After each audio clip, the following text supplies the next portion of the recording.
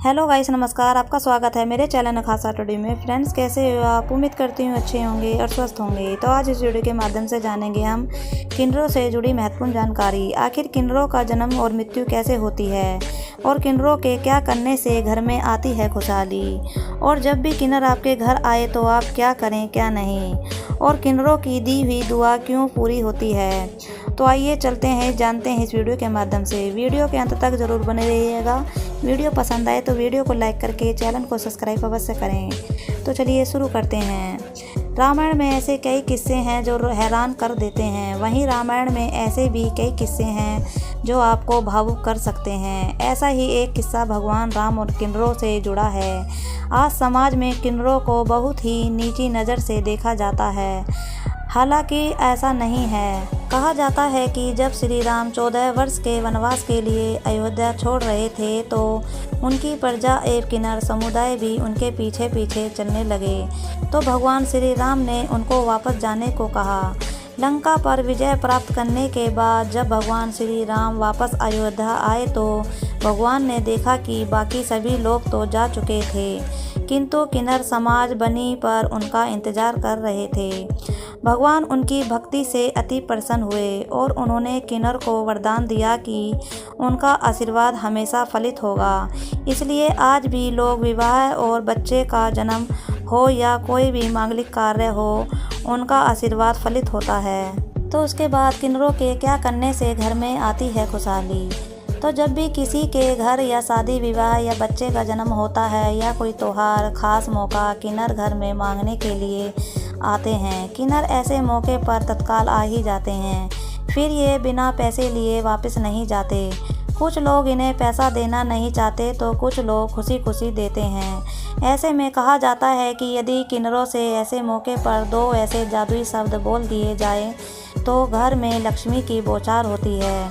किन्नर को दान देने से अक्षय पुण्य मिलता है। इनकी दुआएं व्यक्ति को हर संकट से बचा लेती हैं। यदि आप पैसों की समस्या से मुक्ति चाहते हैं तो किसी किन्नर से 1 रुपये का सिक्का वापस ले लें। यदि किन्नर अपनी खुशी से सिक्का देता है तो उसे हरे कपड़े में लपेटकर अपने पर्स में रखें या फिर तिजोरी में रखें। ऐसा करने से धन संबंधी परेशानियां दूर होती हैं। किन्नर को कभी भी नाराज होकर ना जाने दें, उनसे हमेशा प्यार से ही बात करें। जब भी कभी कोई किन्नर हमसे पैसा मांगने आता है तो हमारी यही कोशिश रहती है कि जितना जल्दी हो सके उसे पैसे दे दिया जाए। ऐसे में जब किन्नर को आप पैसे देते हैं, घर से जा रहा होता है तो आप उसे सिर्फ 2 जादुई शब्द बोल देते हैं तो आपको लाखों का फ़ायदा हो सकता है। कहते हैं कि यदि किन्नर जब भी आपके घर, ऑफिस या दुकान में आकर पैसा मांगे तो उन्हें दक्षिणा देने के बाद उनसे कहिएगा कि और आइएगा। ये शब्द भले ही आपको सुनने में मामूली सा लगे, लेकिन ऐसा करना शुभ है। ऐसे में जब उन्हें और आने को कहते हैं तो उन्हें भी एहसास होता है कि उनको दक्षिणा दिल से दी गई है, ना कि किसी मजबूरी से। इसी के चलते किन्नर खुश होकर दुआएं देते हैं। किन्नरों की दुआ दिल से होती है और उनकी दुआओं से कहते हैं कि घर में बरकत होती है। किन्नरों की दुआओं से ज़्यादा उनकी खतरनाक बद्दुआएं होती हैं। बस यही वजह है कि लोग उन्हें डर के मारे भी पैसा देते हैं, क्योंकि किन्नरों की बद्दुआएं हमें कहीं का नहीं छोड़ती। तो इसलिए किन्नरों से सोच समझकर ही बोलें और ज़्यादा ऐंठ मरोड़ से बात ना करें। तो इसलिए इस बात का विशेष ध्यान रखें कि जब भी किन्नर आपके घर पर आए तो उसे मन मारकर पैसे ना दें।